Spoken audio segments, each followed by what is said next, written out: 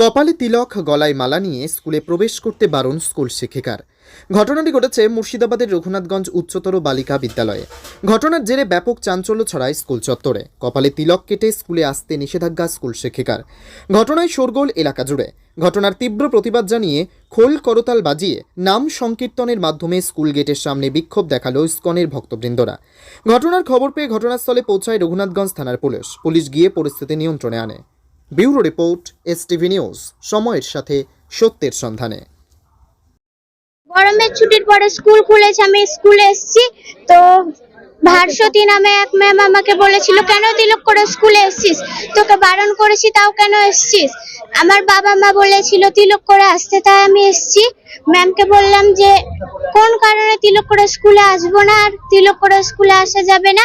ম্যামকে বলেছি এটা লিখিত করে সিগনেচার করে দিন, তো তখন ম্যাম সিগনেচার করে দিল না আর বললো এটা কোনো কথা, অনেক রকম কথা বললো আর ভয় আমার হাত পা কাঁপতে লেগেছে। আর এখানে কি নিরামিষ খাবারের ব্যাপারটা তোমাদের জন্য আলাদা কোনো খাবারের ব্যবস্থা? না না, এখানে প্রত্যেককে মিড ডে মিল খেতে বলা হয়েছে, কিন্তু আমি নিরামিষ হয় না তাই আমি খাই না। কি জোর করা হচ্ছে মিড ডে মিল খাওয়ার জন্য? তোমাকে বলেছিল যে মিড ডে মিল খেতেই হবে? হ্যাঁ, ম্যাম সবাইকে বলেছিল যে মিড ডে মিল খেতেই হবে। তোমাকে কি বলেছিল মিড ডে মিল খেতেই হবে? মানে সবার মাঝে তো আমিও ছিলাম, আমাকেও তার মাঝে বলেছিল। তখন আমি কিছু বলিনি, পরে যদি এর ব্যাপারে কিছু বলে তাহলে আমি বলতাম যে আমার ব্যাপারটা আমি খাবো না। তিলক করে আসতে বারণ করছে কেন? কারণ তাদের জিজ্ঞাসা করেছিলাম ম্যাম কেন করে আসবো না, বলছে চোখে খুব ধরছে, এর মাঝে করে আসিস না। তিলক করে যাচ্ছি তো তাদের চোখে খুব ধরছে নাকি। আপনার নাম?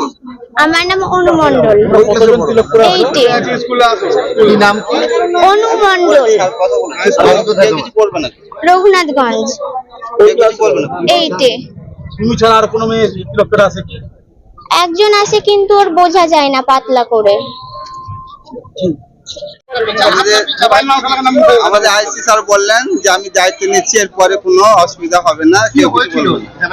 হয়েছিল বলতে এই গরমের ছুটির আগে অন্য নামে একটা মেয়ে পড়াশোনা করে এখানে, তো তাকে বলেছে যে তিলকমালা পরে যেন না আসে, তো বলেছে না আসে। তারপর তো স্কুল ছুটি হয়ে গেল, স্কুল ছুটির পরে আবার স্কুল খুলেছে, তবে তিলকমালা পরে এসছে। তো বলছে তোকে এত বারবার বলেছি তিলকমালা পরে আসবে না, তবে আবার কেন পরে এসছিস? তো শোনেনি, তো আমাকে ফোন করেছিল, করে বললাম ঠিক আছে গার্জেন যাক যে কথা বলো হেড ম্যাডামের সঙ্গে, যখন কথা বলে তখন বলছে হ্যাঁ তিলক পরে আসবে কিন্তু দেখা যেন না যায়, এরকম কথা বলেছে। এখন উনি অস্বীকার করছেন যে না আমি এরকম কথা বলি না, আমি বলছি তিলক পরে আসবে সেটাই বলেছি।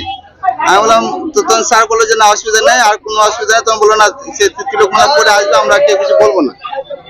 এই লাস্ট এই অবধি স্যার নিজে দায়িত্ব নিলেন। ম্যাডাম কি বললেন? ম্যাডাম বললেন না এরকম আর হবে না, এবং কে বলেছে আমি জানি না, আমি যদি জানতাম আমি না করতাম, কিন্তু এরকম আর হবে না। আপনার নাম? আমার নাম হচ্ছে গোবিন্দ দাস। জানলাম যে একজন দিদিমণি নাকি ওকে পড়ে আসতে বারণ করেছে। অটোতে পিছিয়ে পড়ে আসছে? তিলক করে ও তিলক করে এসেছিল, অনু মণ্ডল বলে একজন ছাত্রী, সে তিলক করে এসেছে। এবার একজন দিদিমণি বারণ করেছে যে তুই তিলক করে আসবি না। এবার আমি এত কথা জানিও না, এই নিয়ে এত ব্যাপার জানিও না, আমাকে হঠাৎ আজকে থানা থেকে ফোন করছে, ম্যাডাম যদি গন্ডগোল হয়েছে নাকি আপনার স্কুলে। আমি বললাম আমার স্কুলে কিছু গন্ডগোল হয়নি, তাহলে তো আমি জানতে পারতাম। তো তারপরে এসে দেখছি যে মানে হঠাৎ করে ওইখানে মানে চেঁচামেচি হচ্ছে এবং কিছু লোক এলেন ভেতরে।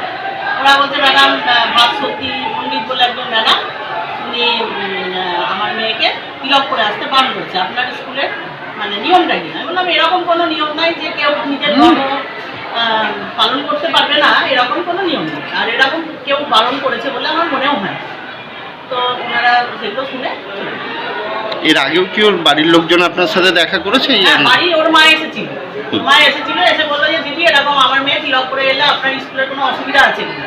আমি বললাম না ওরকম কোনো নিয়ম নেই যে পড়ে আসবে না বা পড়তে পারবে না বা স্কুলে আসতে পারবে না, এরকম কোনো নিয়ম নেই। সে নিজের যা মানে যা ধর্ম সে সেভাবে আসতে পারে। মিড ডে মিল খাওয়া নিয়ে নাকি নিয়ে বাধ্য করা না, মিড ডে মিল হচ্ছে এটা সরকারি প্রজেক্ট এবং আমাদেরকে সরকার থেকে এটা বলা হয় যে যেন কোয়ালিটি উচ্চমানের খাবার এগুলো তৈরি করা হয় এবং মেয়েদেরকে যেন খাওয়ানো হয়। আমরা মেয়েদেরকে সেটা খেতেই বলি যে তোরা, অনেক মেয়ে বাড়ি থেকে খাবার পায় না, তারা এসে অজ্ঞান হয়ে যায়, তারপরে অভুক্ত থাকে, অনেক সময় খাবার জোটে না। ওই জন্য বলি তোরা খুব ভালো খাবার আমাদের হয়, সেই খাবারগুলো তোরা খাবে। বাধ্য মানে এই অর্থে যে যাতে ওরা সরকারি যে প্রজেক্টটা নেওয়া হয়েছে সেই প্রজেক্টের আওতায় এসে যেন মানে ঠিকভাবে তাদের মানসিক বিকাশ হয়, শারীরিক বিকাশ হয়, সেটা আমরা অবশ্যই সেটা দেখবো। সরকারি প্রজেক্টগুলো যাতে সফল হয়।